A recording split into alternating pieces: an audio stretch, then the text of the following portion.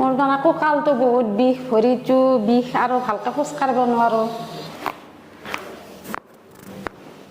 ভাল পাইছোঁ, বহুতখিনিয়ে ভাল পাইছোঁ। কি নাম আপোনাৰ? শ্ৰী চন্দনা কুমাৰ। ক'ৰ পৰা আহিছে? বাইহাটা চাৰিআলি। ইয়াতে আহিলে আপুনি কি অসুবিধা লৈ আহিছিলে?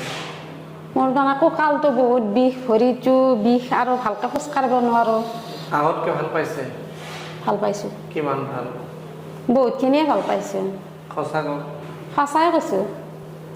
এতিয়া আপুনি কথাবিলাক মানি আছে, ভাল পাইছে। ঘৰত গৈ পেলাই যদি আকৌ উল্টা পুল্টা কৰে তেনেহ'লে?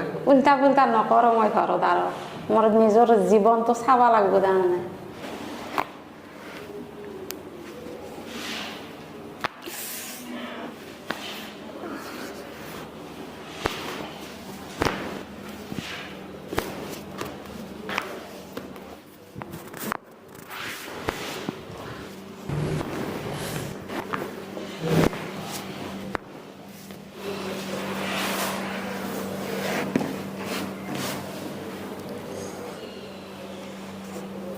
নাই দেখোন এতিয়া বিষটো। বিষটো নাই দেখোন। নাই?